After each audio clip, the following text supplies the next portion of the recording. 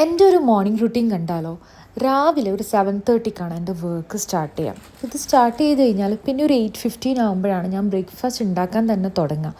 ഉള്ളത് വെച്ച് എന്തെങ്കിലും ഉണ്ടാക്കും. ബ്രെഡ് എടുത്ത് നോക്കുമ്പോൾ ആകെ 3 ബ്രെഡ് ഉണ്ട്. അപ്പോൾ പിന്നെ അതിന് അവക്കാഡോ ഒന്ന് പേസ്റ്റ് ചെയ്ത് കഴിക്കാമെന്ന് വിചാരിച്ചു. അപ്പോൾ അവക്കാഡോ തുറന്ന് നോക്കുമ്പോഴും ആ അവസ്ഥ മനസ്സിലായത് ഗൈസ്, ഇതാകെ പോയിട്ടുണ്ടായിരുന്നു.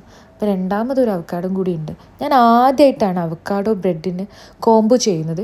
യൂട്യൂബിൽ ഒരുപാട് വീഡിയോസ് ഞാൻ കണ്ടിട്ടുണ്ട്, പക്ഷെ ഇന്നേ വരെ ഇത് ട്രൈ ചെയ്തിട്ടില്ല. അങ്ങനെ ട്രൈ ചെയ്യാൻ നോക്കുമ്പോഴാണ് ആദ്യത്തെ തന്നെ ഫ്ലോപ്പ് ആയത് കേട്ടോ. ഓക്കെ, അപ്പോൾ ഞാൻ പിന്നെ വിചാരിച്ചു ഇതുകൊണ്ട് ജസ്റ്റ് ഒന്ന് പേസ്റ്റ് ചെയ്തെടുക്കാം. അപ്പോൾ പേസ്റ്റ് ചെയ്തെടുക്കുന്നത് വെറുതെ പേസ്റ്റ് ചെയ്തെടുക്കുന്നത് മാത്രമല്ല, ഞാനിതൊന്ന് ഗീയിൽ ഫ്രൈയും കൂടി ചെയ്യും. എനിക്ക് ഗീ ഭയങ്കര ഇഷ്ടമാണ്. ഇപ്പോൾ ഗീ ആക്ച്വലി നമ്മൾ ഡൈജഷനും മെറ്റബോളിസത്തിനൊക്കെ രാവിലെ കഴിക്കുന്നത് നല്ലതാണ്. പക്ഷെ ഞാൻ അതുകൊണ്ടിട്ടല്ല കേട്ടോ ആക്ച്വലി കഴിക്കണത്. എനിക്ക് ഗീൻ്റെ സ്മെല്ലും ആ ബ്രെഡ് അതിലിങ്ങനെ ഫ്രൈ ചെയ്തെടുക്കുമ്പോഴുള്ള സ്മെല്ല് ഭയങ്കര ഇഷ്ടമാണ്.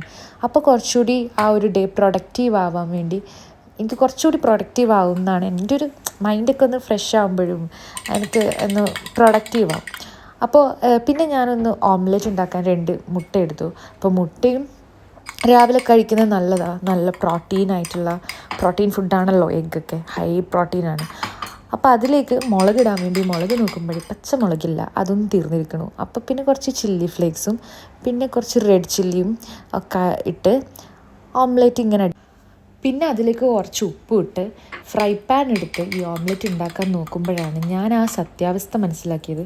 വെറും 2 മുട്ട കൊണ്ട് ഇത്രയും വലിയ ഫ്രൈ പാനിലാണ് ഞാൻ ഓംലെറ്റ് ഉണ്ടാക്കുന്നത്. പിന്നെ കുഴപ്പമില്ല, നമ്മൾ രണ്ടാളും മാത്രമേ ഉള്ളൂ, വേറെ പുറത്തുനിന്ന് ആരും വരാത്തതുകൊണ്ട് ഇതൊക്കെ മതി എന്ന് വിചാരിച്ച് ഞാൻ ജസ്റ്റ് അതൊന്ന് കറക്കി ആ ഓംലെറ്റ് ഉണ്ടാക്കാൻ വെച്ച്. പിന്നെ ഇന്നലെ ഞാൻ കുറച്ച് ചെറുപയർ കഞ്ഞി ഉണ്ടാക്കിയിട്ടുണ്ടായിരുന്നു. അപ്പോൾ അത് കുറച്ചുകൂടി ബാക്കിയുണ്ട്, ഇന്നത്തേക്കും കൂടി ആക്കി വെച്ചതാണ് ഞാൻ.